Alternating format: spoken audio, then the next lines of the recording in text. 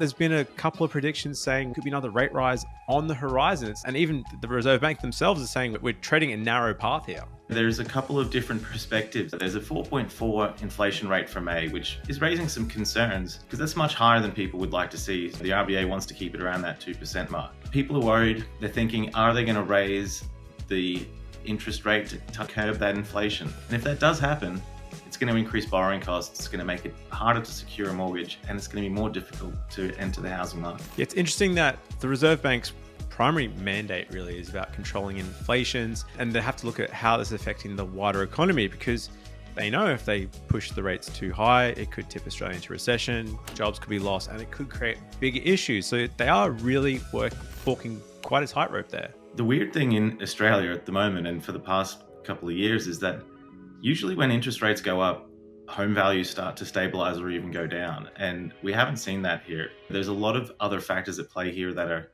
causing this upwards pressure in terms of price in the market. Low supply relative to demand, strong population growth, a lot of migration. Also these variable rate mortgages, which are allowing people to anticipate and think ahead and think, well, rates are going to go down in the future, so we'll get the variable rate mortgage. We'll ride the wave as it goes down. I think it's also structurally, Australia is different to some of those markets overseas. Like you said, as far as the home loan rates in America, you can get a 20, 30-year interest rate. Your interest rate's locked. The short-term cash rate doesn't affect you as much. In Australia, it has started to slow down growth, not as much as what the Reserve Bank wants to see. But yeah, seeing these sort of delayed effects is going to be interesting. And I guess even in Australia, the other thing we have here compared to, say, New Zealand is we've got stamp duty. So it's expensive to move around homes. And that's been one of the biggest issues. I saw a report today talking about the supply availability of properties or homes in sale, just in Queensland specifically. But at the moment, there's about 50% less homes for sale than there was on the 5-year average. So usually there's almost 12 months worth of stock and sales properties that are on the market. Like in Brisbane, there's about 20,000 listings, which is only the equivalent of 4 or 5 months worth of sales. So we've got half as many properties for sale at the moment. And this is a national issue. This isn't just Queensland. Buyers still around. So that's really supporting, putting a bit of a floor under that property market. In property prices, most commodities, it's all about supply and demand. If you've got not enough supply and plenty of demand, then that's going to drive the prices up. And that's just been the case for a long time in Australia, and certainly in some of these property hotspots like Brisbane. And now there is these shifts towards cheaper markets like Perth and Adelaide. People are looking at different cities which are possibly a cheaper entry point, and then the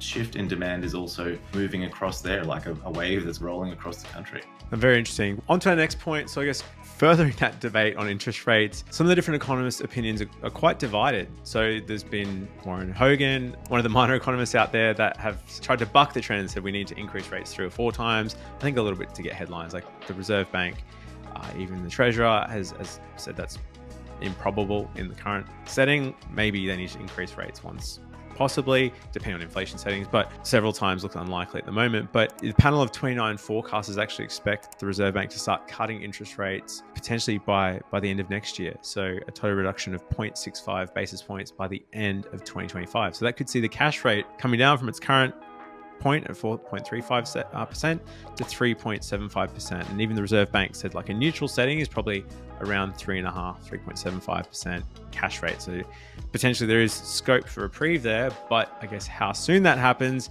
is another question. The interesting thing here is that there was this panel of 29 forecasters which were assembled by The Conversation. So they asked a bunch of different economists, where is the rate going to go and when's the first cut going to be? There is a lot of variability here. Most people are saying that it's going to go down and probably go down by the end of this year, early next year. But there are others who are saying it might not go down at all, and we'll see the first rate cut as late as July 2025, or even an increase of 0.5%. So the interesting thing here is it's always hard to predict what's going to happen in the market, and even if you are an expert economist, people don't really tend to agree. So the general gist here is that most people think it's going to go down, but we don't know for sure. That's one thing that's important to take away from this. Yeah, I had a luncheon earlier in the week. There was the Deputy Assistant Treasurer. So it was like an open table sort of thing.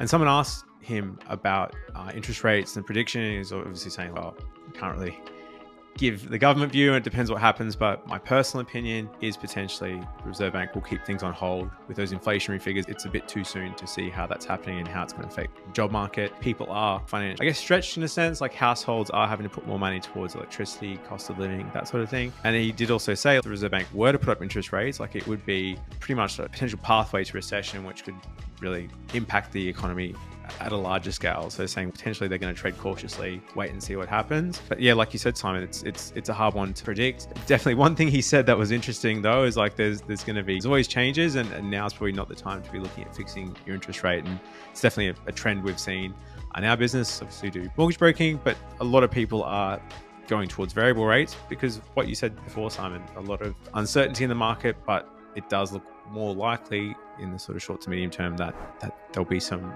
relief there with the interest rates. Absolutely. We have heard from the experts about where interest rates might be going, but what does this all mean for the average home buyer? And let's have a look at where the property price data is going. And maybe there is some hope for people who are looking to enter the market.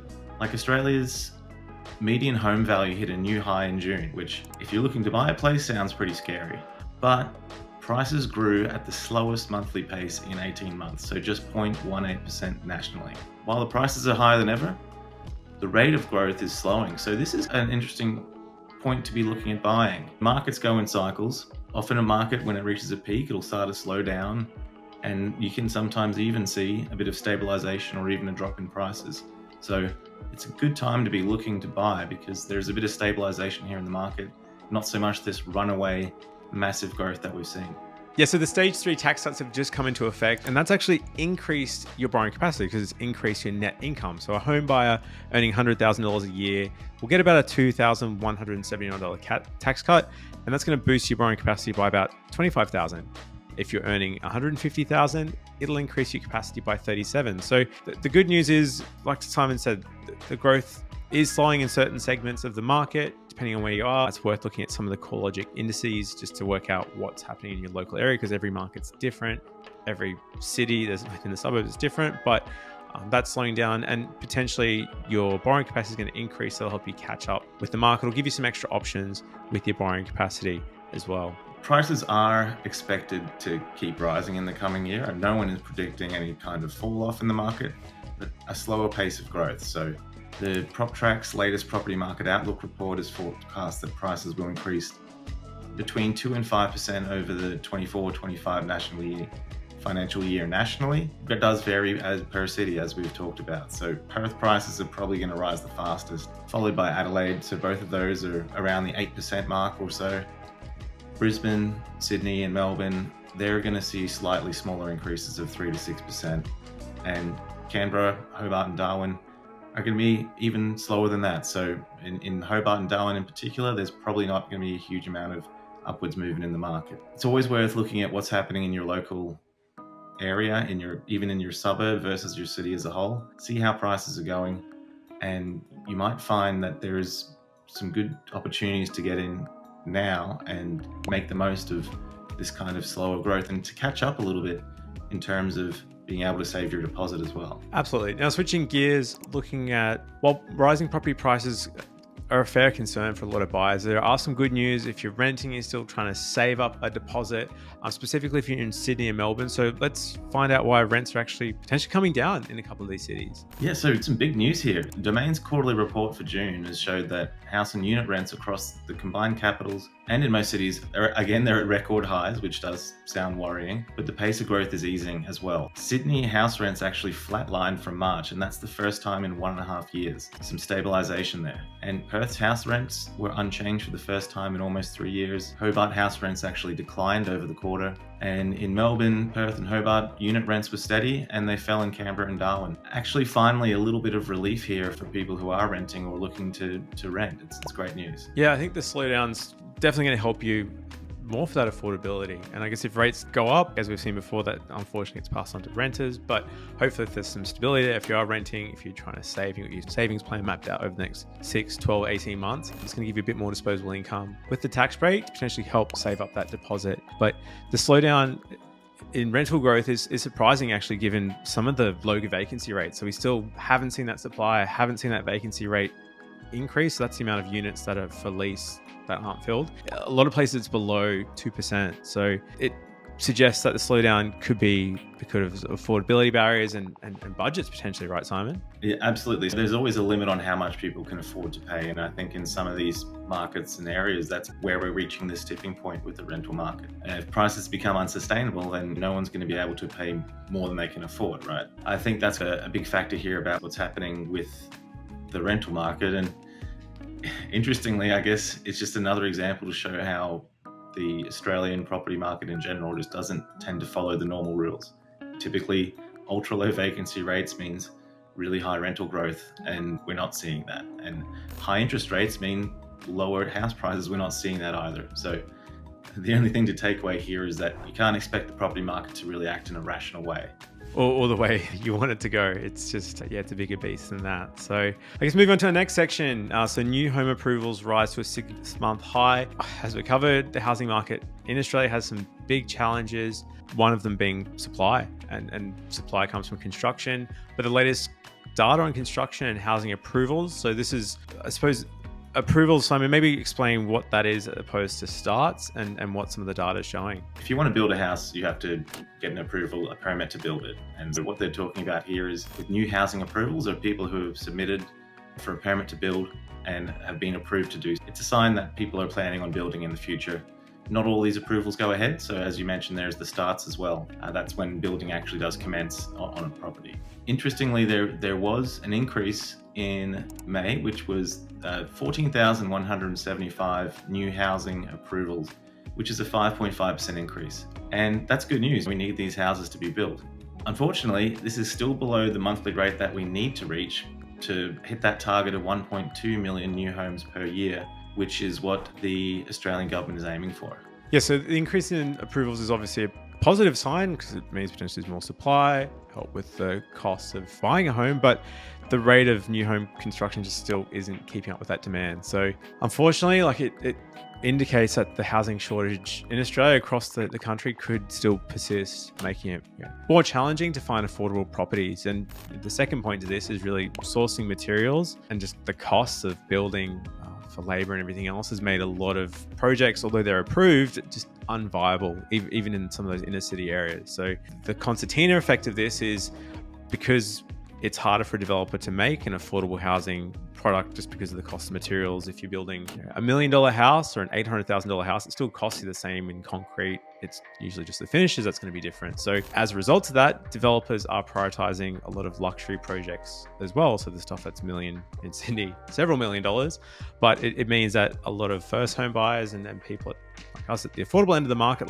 aren't getting the right products that's got access to it. So it's going to make it harder entry-level sort of homes in the current market. And there's just some big changes there. Yeah, which is pretty wild. I was reading about one particular developer. So they were building a set of units and they had planned to build about 60 one-bedroom apartments. And during the building process, they actually had scrapped all of those to focus on 2 and 3 bedroom apartments because they couldn't justify the pricing and they couldn't sell the one-bedroom apartments for a price that was viable for them. So they shifted towards the luxury. I guess the takeaway here is that in general, if you are looking to buy or build a home as a first home buyer, you really are probably getting more bang for your buck looking at established homes in terms of being able to find an affordable place and being able to find something that works for you. So these lower end properties aren't really being built, so it's going to be harder to find them, which really means the opportunity there is to look at the properties that are existing. They're catering these new projects to the downsizers, people who are maybe have a house and they're looking to change to something smaller as their kids have moved out of home. That leaves an opportunity for you to look and find those houses and buy one of those instead and buy something a little bigger, maybe a little more affordable as well. Absolutely. Going to the winter months, Simon, I don't know about you, but my house is freezing cold. So it's funny, in Queensland, there's a lot of houses made out of timber, which is really great in summer because it keeps them cool, but not really planned that well for winter where you have to have, I've got a heater at my feet to keep the toes warm. But I guess the recent cold snaps have highlighted some issues with poorly insulated houses, especially in winter, and Brisbane's obviously mild compared to Melbourne and Sydney and Tasmania. Yeah.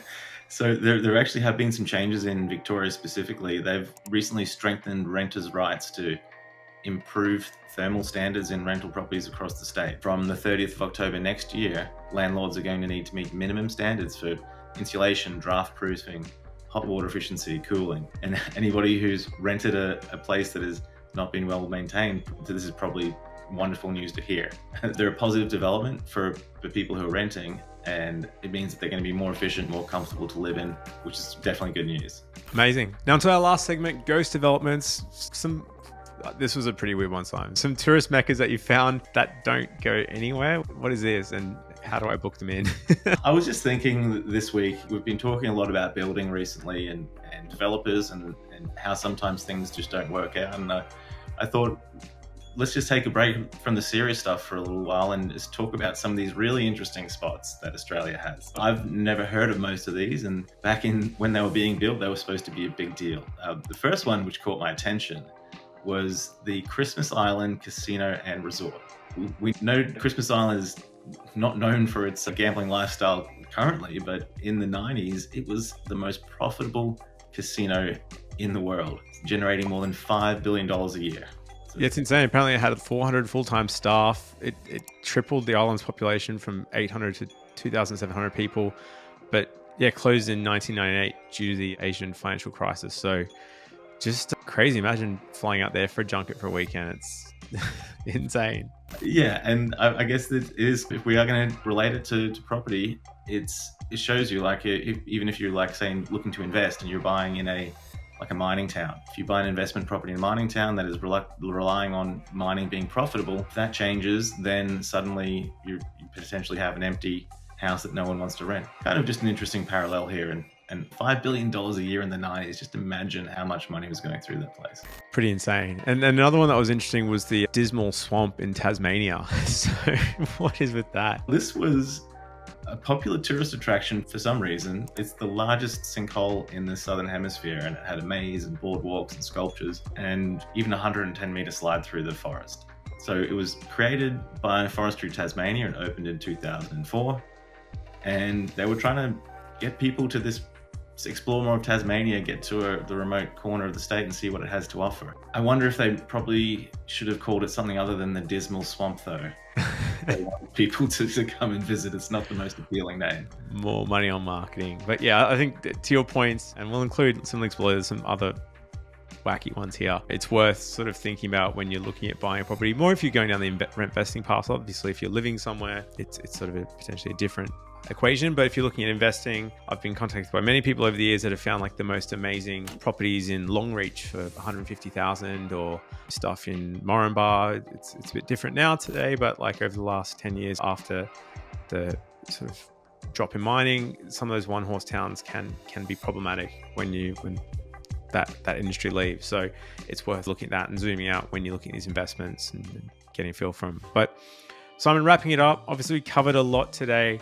So we went through the property market, what could happen over the next few years with some of the predictions there. I suppose it's easy also getting caught up in the media and all the negative news out there, but even around interest rates, if you zoom out and look at some of those Oxford economics data and some of the predictions, it's looking like there's not going to be a huge let up as far as the property growth. It will slow. It's looking to be slowing in the next sort of 12 months, but it appears it's going to keep persisting.